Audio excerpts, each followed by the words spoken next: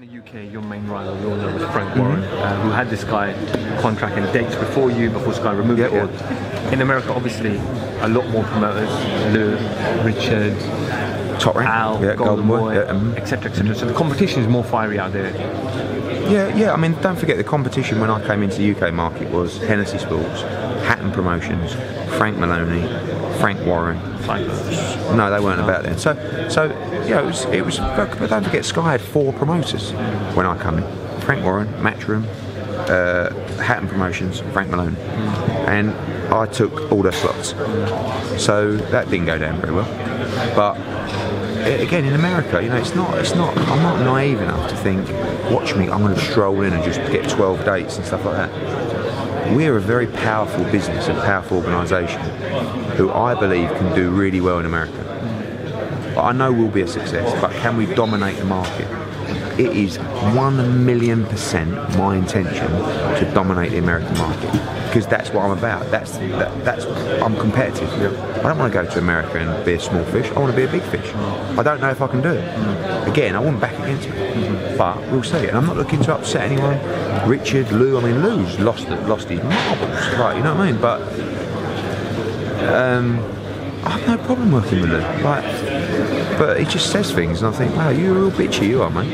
Well, there's a conference call this week with Lou and the fighters, Dillian Wilder, and Lou mentioned, Eddie Hearn, you need to stop belittling our heavyweight champion and show him some respect. Yeah. I could not show Deontay Wilder any more respect. Listen to my interviews. What I do say is, unbelievable fighter, great speed, great power, looks $1 million, great talker. He could walk down virtually any road in cities, he wouldn't be recognised. He is the American heavyweight champion of the world. He should be an absolute superstar, and he's not. So why not?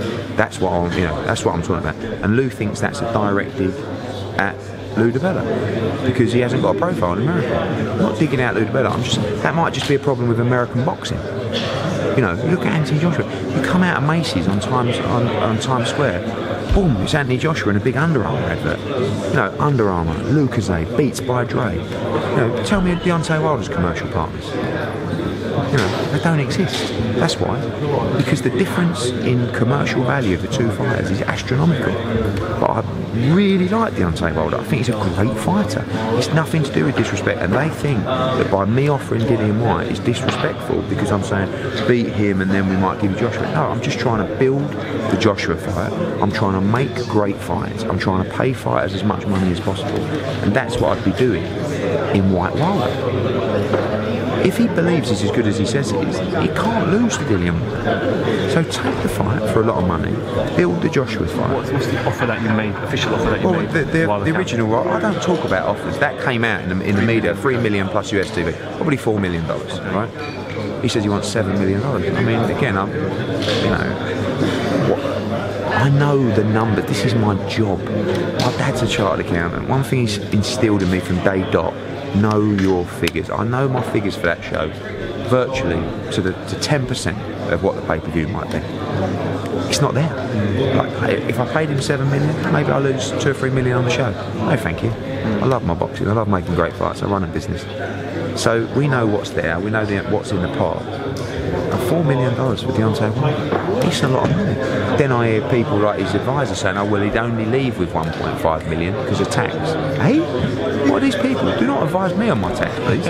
But what I'm trying to do is I'm trying to make fights that people are interested in. If we talk about Joshua Wilder, no problem. Anthony would fight Wilder tomorrow. It can be 10 times bigger, that fight, than it is now in 9-12 months. So I want to make sure that Joshua, my job, making the most money possible. They should be doing the same for Deontay Wilder. Therefore, he's by far the biggest purse of his career so far. So, are you going to go back and improve? I will, but ain't going to be nowhere near 7 million. I mean, that's the problem. So, but I just don't know what it's going to take. And after November, I'm going to speak to Stephen Espinosa as well. He's here because I'm going to say to him, look, do you really want to be paying that massive licence fee for the American fight when you can pay less money for a fight that's going to create fireworks? Because what's next for Deontay Wilder, without Joshua? The Parker fight ain't going to happen because the money's not there. So what, Brazil? he's not moving forward. I believe Deontay wants the big fights, but he's not being able to get them. So Whyte is there for him, and that's a big fight. And you know, again, if he's as good as he says he is, and I rate it, he should be Dillian Whyte, shouldn't he? I mean, I back my man every day of the week.